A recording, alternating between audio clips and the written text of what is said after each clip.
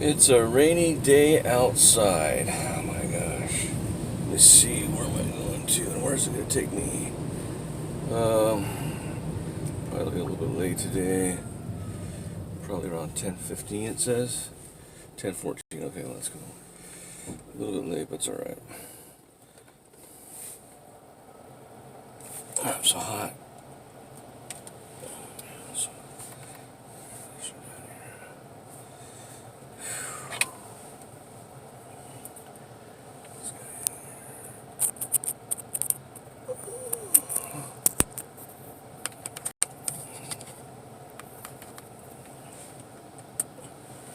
So I'm using this stream as kind of a dash cam too. So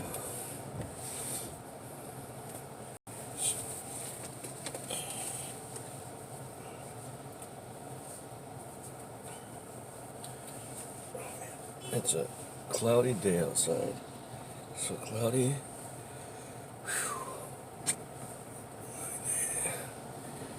Got an Uber driver in front of me. I don't know, is it usual for it to rain like this in May in LA? I don't know. That's a good question. That is a good question.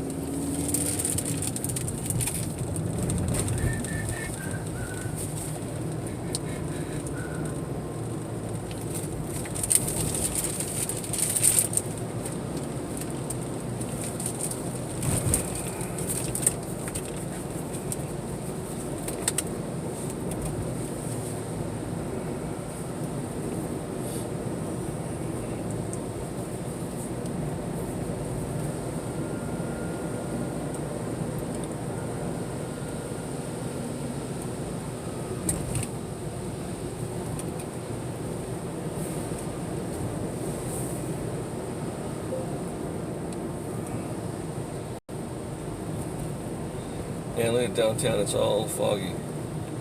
It's all foggy.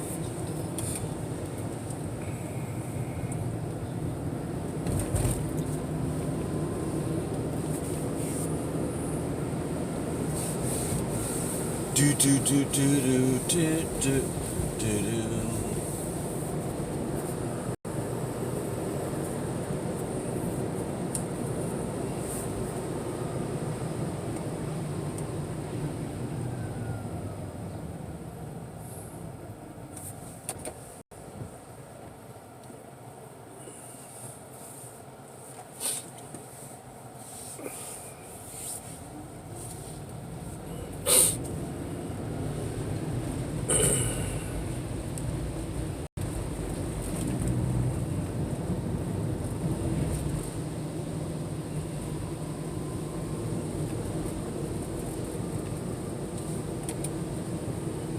That guy's following him too close.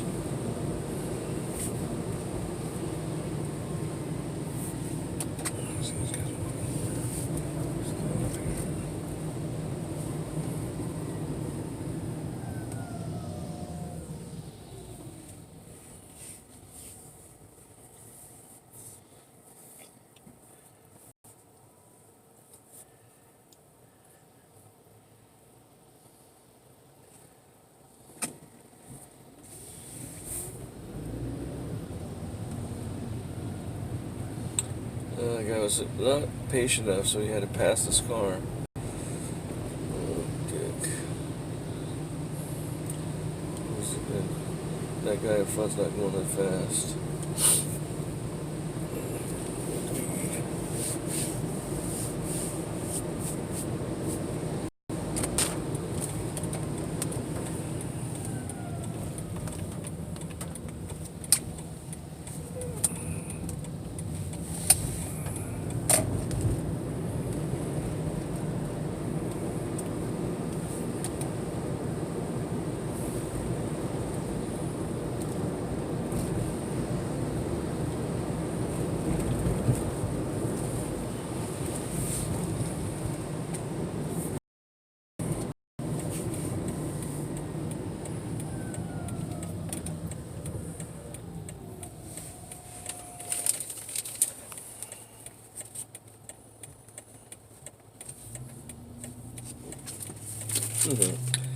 That was interesting.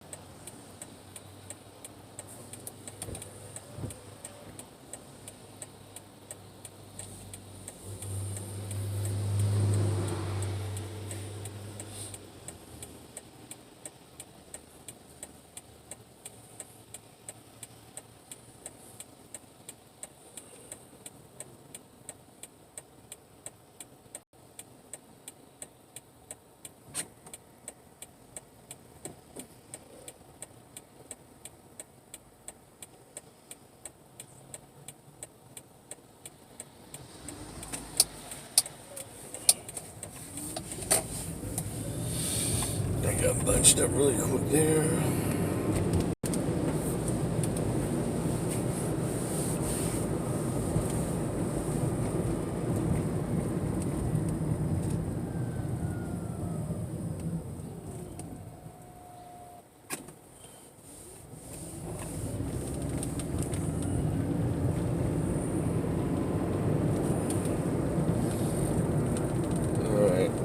Downtown, I'm gonna get on the 110 going south. The Harbor Freeway is what they call it. And then I'll have to get on the 10, which is the Santa Monica Freeway going east, to get on the 5 south. So, hang out downtown.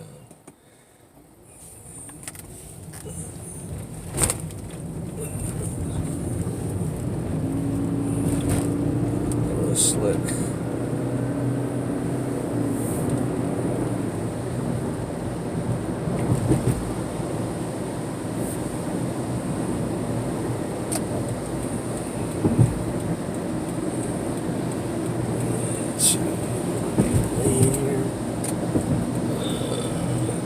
Tesla. East. Man, I just washed my car the other day. Was it on Monday? No, it was on Tuesday. Today's Wednesday. And I knew it was going to rain again, but most importantly was to get the inside vacuumed. So, that Tesla, I guess, went to the west.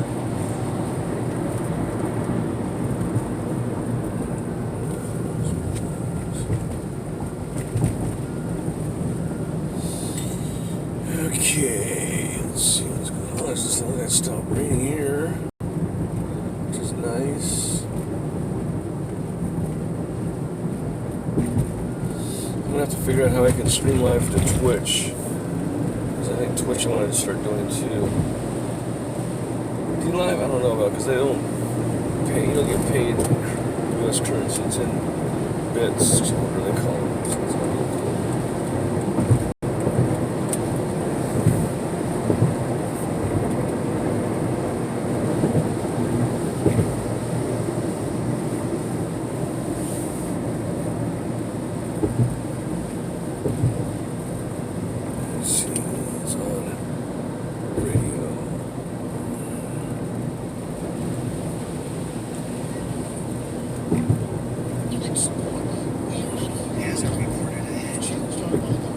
Flooding, huh?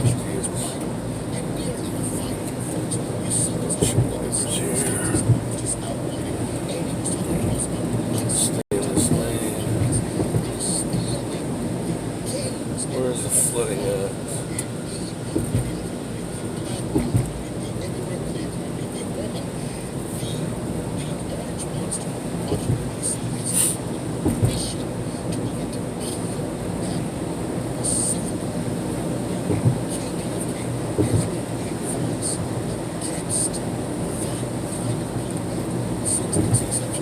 That van has his gas tank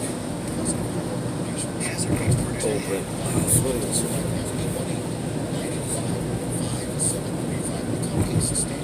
Crazy wet conditions.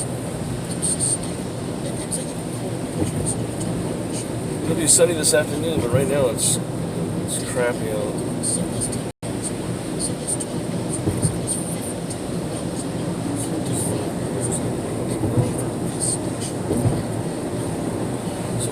flooding. I guess it's already coming up here, huh? Was it on the freeway, I guess? Or was it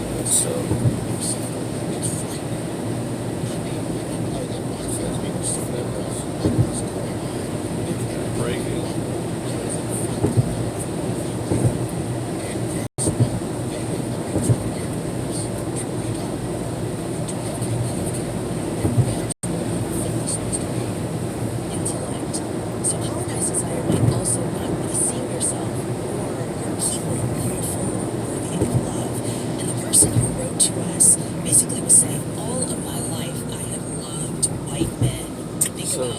Beach babes, blonde hair, blue eyes, but I find myself in this loving relationship with someone who does not have all of those qualities. And because of that, I'm kind of like checking my desires because I'm thinking like this is the first time I've really been in this type of relationship.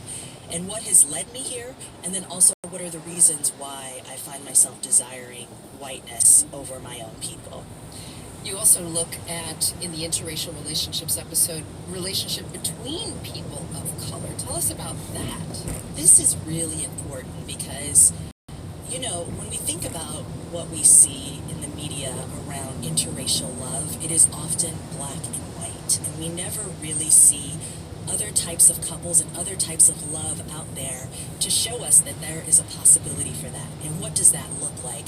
So we wanted to explore what that looks like, and we were able to do that through a lovely couple, an Asian and black couple, who talks about some of the challenges they deal with in the day-to-day, but then also how they would love to see more of themselves in everyday life. I think if people were to see more diverse representations of interracial couples, you know, specifically two people of color together, then that would open their horizons to who they date. Using the term people of color is something that I use quite often. There are lots of folks who use it, but there have been, you know, there's some criticism about the term as well, that it's not specific enough, that it sort of lumps us all into one category, and that's not fair. Why did you feel like this was the right one for your show? Yeah, people trying to come on the freeway. We were very intentional in using the term people of color. For one, we live in the Bay Area, and it's a diverse area, and we like to be able to not only represent the Bay Area, but really the United States at large. I'm a black woman, my producer is Korean Spanish, my editor is South Asian American, so it really is the best definer for us on this show and who we're making this show for. And as you said, there has been a pushback on the term because really it erases blackness for some people. But I wanted to acknowledge where this came from and really reclaim the word. So back in the 70s, people of color was coined as a phrase to communicate solidarity between non-white women, and that was very powerful for me. So while the term people of color in many instances today we're taking people, I wanted to reclaim it for the show and say, hey, we are around race and racism, and really being able to learn from each other, but also comfort each other, talk about ways that we can not only survive, but we thrive in this country and in this world. And so it was very important and very intentional to reclaim that term. Tanya Mosley is the host of KQED's Truth Be Told and the Silicon Valley Bureau Chief for KQED. Tanya, thank you so much. Thanks for having me.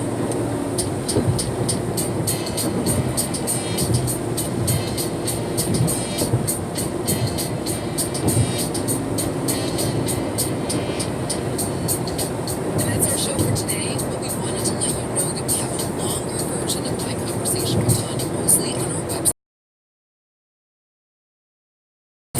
Or if you want to hear these extended versions of our interviews, you have to subscribe and you should leave a rating and a review. It's your homework, it's extra credit if you tell a friend. Thank you so much for listening. I'm Nancy Vega, and this is Walmart today, get my creamer.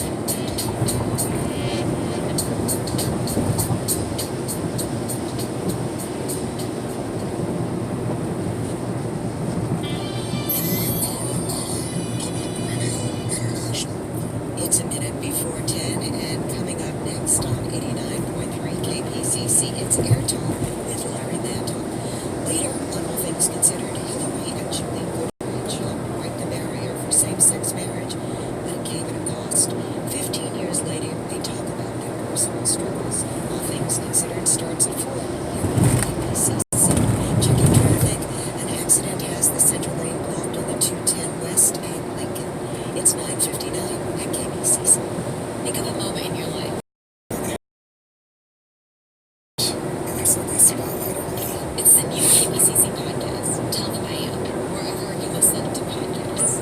KPCC supporters include the LA County Department of Mental Health, sponsoring We Rise, a 10-day pop-up event and immersive cultural experience exploring mental well-being and related social issues with the belief that everyone deserves to be well, living a life with hope, connection, and purpose. Featuring an art exhibition, live performances, hands-on workshops, and supportive programming. May 18th through Memorial Day in the downtown LA Arts District, open to the public with an RSVP at werise.la.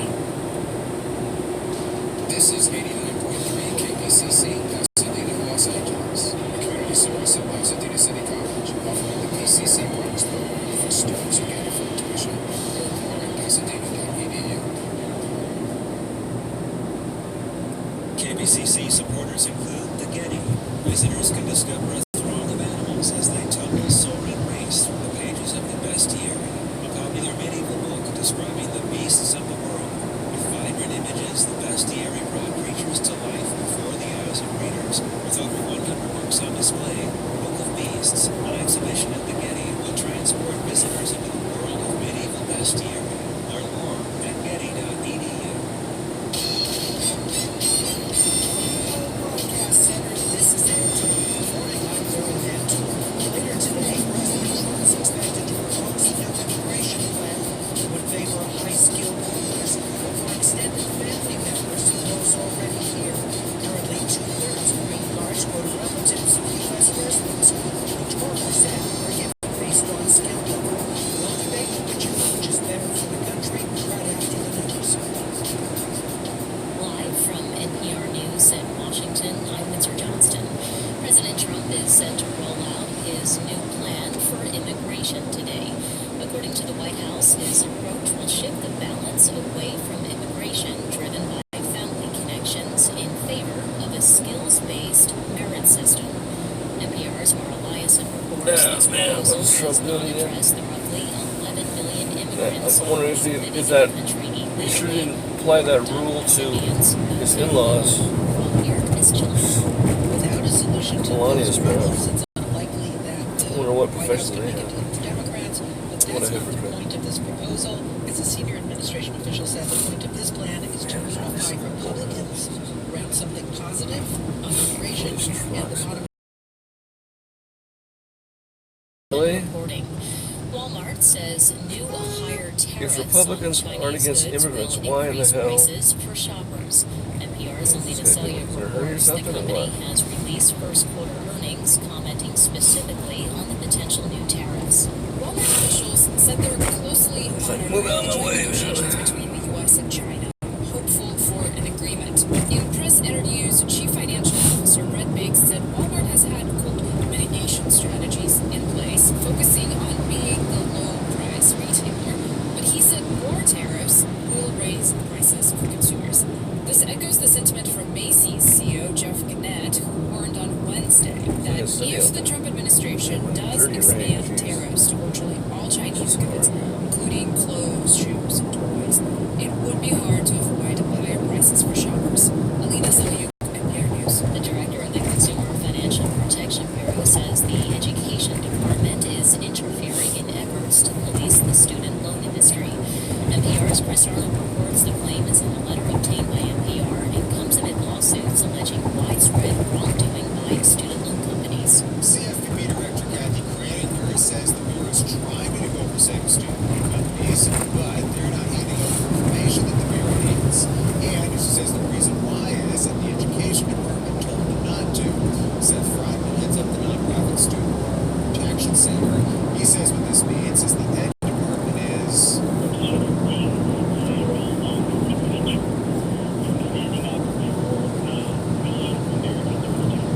Elizabeth Warren and many senators called the revelations disturbing and just sent letters demanding answers to student loan servicing companies.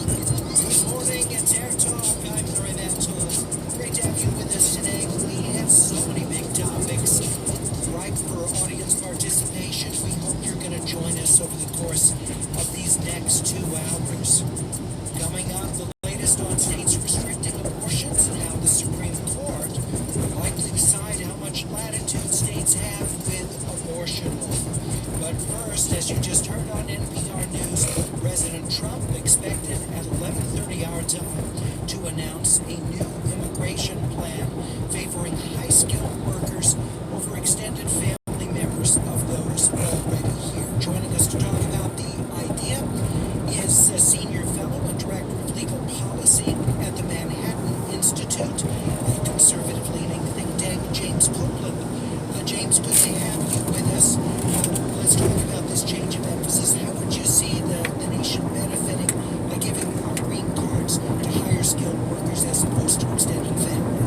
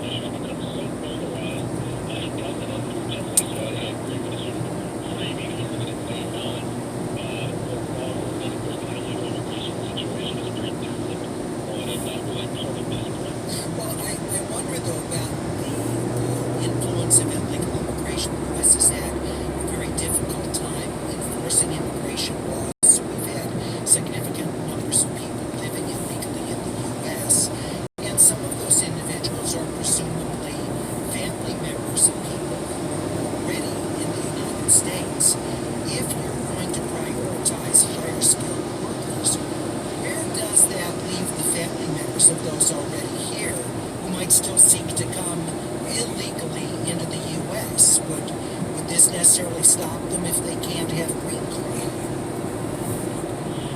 Well, I don't know if it would stop them, but it would allow, having reframing the terms of debate so that the legal immigrants we are drawing in to the country are the ones that make the most sense for adding value to the United States without creating these social tensions has to be right. I mean, sure, people are going to continue to try to cheat the system or to try to come in illegally.